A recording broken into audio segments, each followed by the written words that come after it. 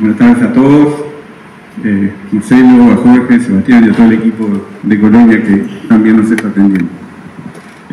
Esta presentación refiere a un libro que está en la mesa de libros sobre Santo Domingo Soriano, en el cual yo me llego al tema por un tema de polémica local, pero termino trasladándome a un tema que realmente es global de toda la región. O sea, este no es un trabajo de historia local, en ese sentido, sino que me llevó naturalmente a tener que entender lo que es el contexto de la región, y con algunos presupuestos. Primero, desconfiar de los historiadores que escribieron antes, en particular los muy antiguos que escribían sin citar fuentes, entonces no respondían a la prueba ácida de dónde lo sacó. Y también revisar toda la documentación, y sobre todo la documentación que había aparecido en los últimos 20 años. Y después otras cosas propias de la historiografía uruguaya. Entender que no se puede hacer historiografía uruguaya del periodo colonial mirando exclusivamente al Uruguay.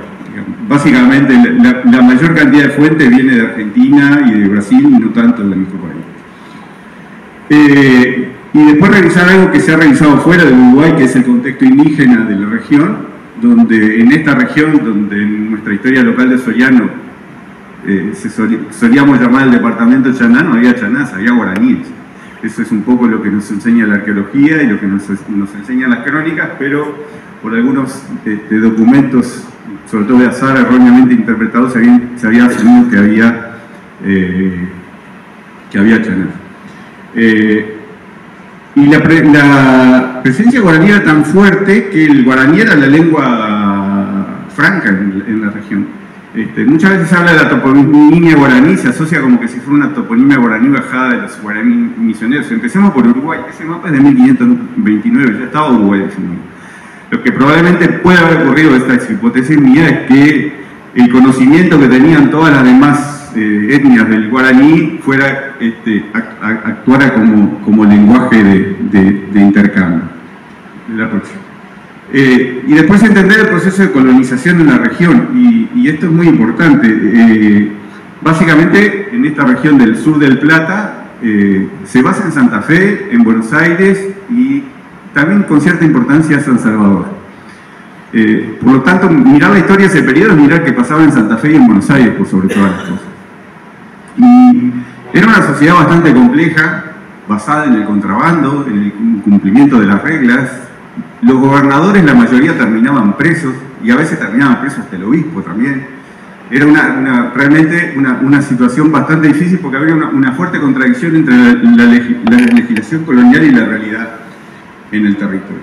Y otro elemento que se maneja poco en la historiografía es que realmente durante el siglo XVII la posibilidad de que España hubiera perdido estas colonias era una cuestión real. Los holandeses tuvieron 30 años controlando todo el nordeste brasileño. Hubieran podido seguir de largo, era una opción real. Y ya trasladado al tema del libro, digamos un poco lo que cuando uno va exclusivamente a los documentos y se olvida de toda la historiografía, lo que se encuentran es que la primera mención documental a Santo Domingo Soriano es de 1664, y es una información donde el gobernador le informa al rey que está recién fundada. Y después hay unos documentos anteriores. Aquí en estos últimos 20 años fue muy importante el trabajo de Diego Braco, aportando numerosos documentos. Indican que esa reducción era de dominicos y de charrúas, que luego pasó a ser de chanás. Y aquí nos aparece otro tema, que es la convergencia entre chanás y charrúas. Yo me afilo a la tesis de que estaban más cerca de lo que imaginábamos. Y que también chaná y charrúas eran grupos que estaban básicamente en el alto delta del Paraná. O sea, los guaraníes se habían ocupado prácticamente todo el Bajo Paraná. Y los chanás, por ejemplo, aparecen masivamente repartidos por Garay cuando funda Buenos Aires. La mayor parte de los indígenas repartidos por Garay son chanás y guaraníes. Y en Santa Fe también aparecen repartidos. Y después lo otro que esto me surgió naturalmente en la investigación, es que la fundación de Soriano es un hecho que está claramente vinculado a Santa Fe. El corregidor era militar en Santa Fe, los sacerdotes habían actuado en el convento dominico de Santa Fe, y Antonio Vera Mujica, que es alguien que también tuvo importancia acá en Colonia, ahora lo vamos a ver, también participó en la fundación de Soriano.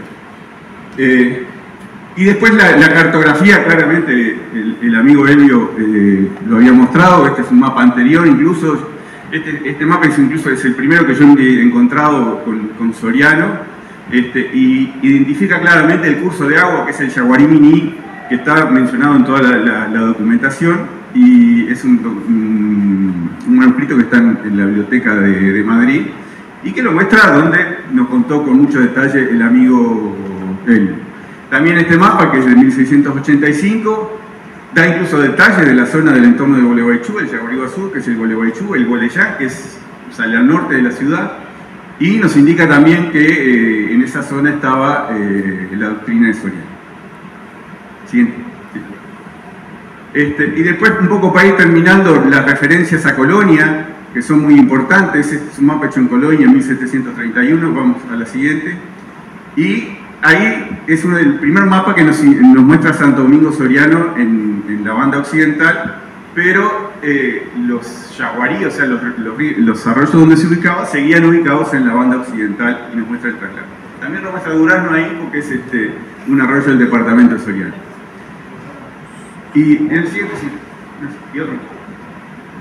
Y este es un hecho muy importante. Soriano fue el eje de la recuperación de Colonia del Sacramento en 1680, y hay un documento muy interesante. ¿Y por qué era Soriano? Porque había que cruzar masivamente con tropas el río Uruguay o el río de la Plata, y no se podía desde Buenos Aires. El punto fue Santo Domingo Soriano, donde que también, como comentaba él, bajó una tropa tanto de Corrientes, de Santa Fe, pero sobre todo las tropas jesuíticas. Y hay un alférez que lo manda a Garro enseguida de que llegaron, se sabe de que los portugueses, y este hombre va a Santo Domingo Soriano a reconocer el terreno. Cuando llega a Soriano, cuando reporta su misión, dice: estuve 13 días para cruzar el río Uruguay para llegar a Colonia. Obviamente, si estuvo 13 días esperando para cruzar el río Uruguay y estaba en Santo Domingo Soriano, era porque era una evidencia documental de que Soriano estaba en la banda occidental. Hay otro mapa también que hecho acá en Colonia, que sirve para identificar Soriano en la banda occidental, y que le sirve a los portugueses para identificar en ese año que Soriano se estaba trasladando hacia la banda oriental. Y después los errores historiográficos básicamente parten de Lozano, que es un historiador jesuítica. La historia jesuítica fue muy importante en detectar todo esto: del Techo, Ruiz Montoya, el padre Guevara, y más recientemente el padre Furlong y el padre León. Pero Lozano tuvo un problema, que fue que en su época había franciscanos en Soriano, y pensó que esos eran los fundadores. Y eso nos lleva a la otra versión, digamos, que se ha manejado sobre una fundación en 1624, y aquí es la otra conclusión del libro, que incluso que discrepa con autores con los cuales en general coincido, y es que lo que ocurrió en 1624 fue una estrategia defensiva del gobernador Dor Céspedes sobre el río de la Plata, que tuvo el eje de San Gabriel, o sea, Colonia, Montevideo y Maldonado, para la defensa ante el riesgo holandés, y no tanto una presencia en el Río Negro, que cuando uno analiza los documentos se da cuenta que los documentos que refieren al Río Negro son anecdóticos, pero todas las informaciones a Madrid indican que Céspedes actuó sobre el río de la Plata. Incluso más, Falcao Espalter es un autor que toma esta época y lo toma como igual que a Salvador Gil, como uno de los antecedentes más importantes de la fundación tanto de Colonia como de Montevideo, porque hubo una ocupación incluso del área de Montevideo que duró hasta 1640, y que Falcao Espalter la considera prácticamente como el acta fundamental. O sea que capaz que en vez de festejar 4 siglos en Soriano, en realidad capaz que tendríamos que estar festejando 4 siglos de Montevideo, y allí el problema con Montevideo se complicaría más de lo que está.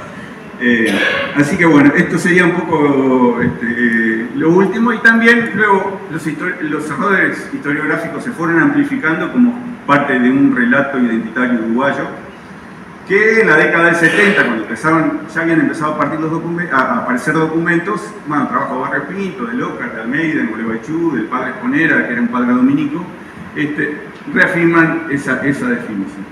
Así que bueno, un poco uniendo los hallazgos fue esta referencia a Braco, la convergencia Chandacha-Arúa, el hecho que en 1624 es importante, pero no por fundarse Soriano, sino por una presencia y vocación española de entrar en el Río de la Plata, y después haber incorporado todos los mapas que ustedes han podido ver que un poco complementan lo que es. Muchas gracias.